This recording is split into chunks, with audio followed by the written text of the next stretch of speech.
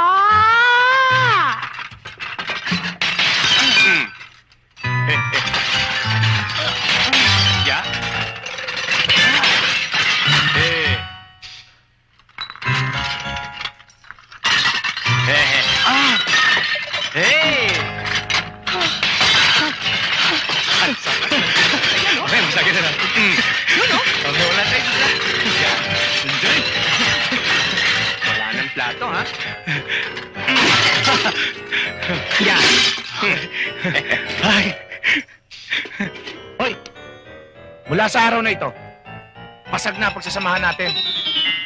Bahala na ako sa buhay ko. Bahala na kayo sa buhay nyo. Ayoko na kayo makita.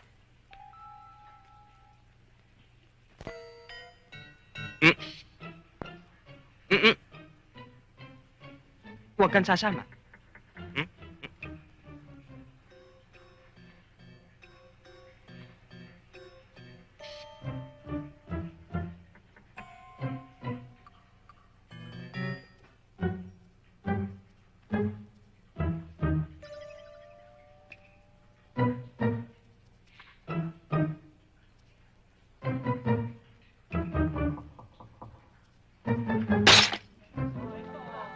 Akin na nga yan. Mang-aagaw akin na yan.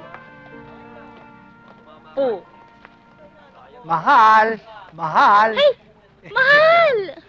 Nanay, sinurpresa naman niyo ako dalawa kayo. Eh, kasi husto si tatay, nagyayang kumain sa labas. Malaki ho yata kinita ni tatay eh. Ay, naku, mabuti nga kasi, alam mo, kanina pa masama ang pakiramdam ko eh. Sandali, bibiling ko lang ha. Hoy, Bading! Pakibantayan mo lang ha. O, sige. Huwag puro papa inatupag mo ha. Hilig-hilig sa papa. Saan niyo gusto kumain? Native na lang. Native? Japanese! Kakasawa na yung native eh. Japanese? Chinese na lang. Ikaw, anong gusto mo? Ikaw na mag-decision, love. Ako ha? Oo. Sige. Isa nga pong bulalo tsaka kalahating giniling. Sandali ho. Hoy, isang kanin dito. Kanin! Dito! Tsaka kalahating kanin. Nay, kain ng kain. Eat all you can. Wala akong gana eh. Ha? Bakit? Joanna, may sasabihin ako sa'yo pero huwag kang mabibigla ha. Buntis kayo?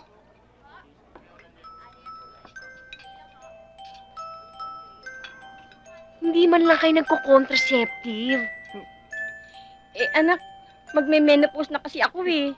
Menopause? Eh, nakakadalawang menopause baby na kayo. Pangatlo na yan. Nakakahiya. Bakit?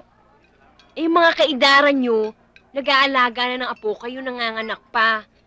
Nay naman, nakakahiya. Alam mo, di ko alam na nakakahiya na pala magbuntis ngayon, ano?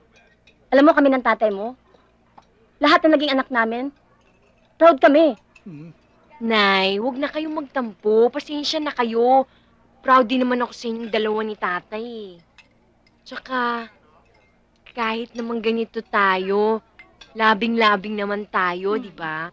Tsaka, Nay, huwag po kayong mag-alala. Dahil magmula bukas, maghahanap na po ako ng regular na trabaho para hindi naman kayo nahihirapan. Ako na po tutulong kay tatay.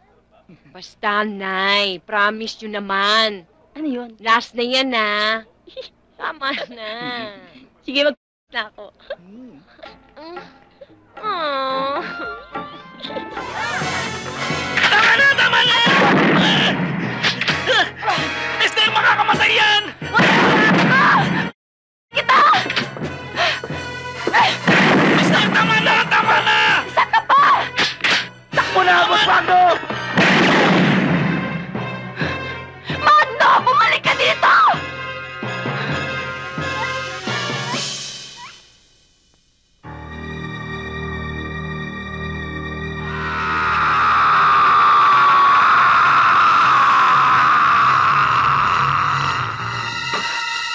Bakit mo naman tinaga-are? Magpasalamat ka nga.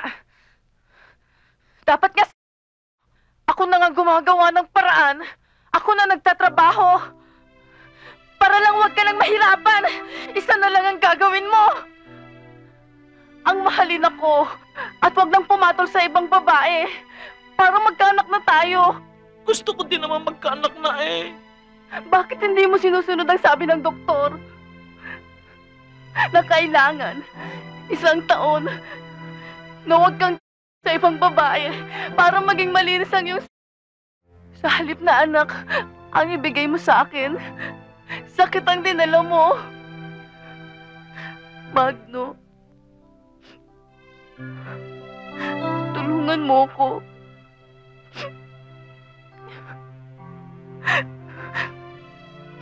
Tulungan mo ako maging ganap na babae.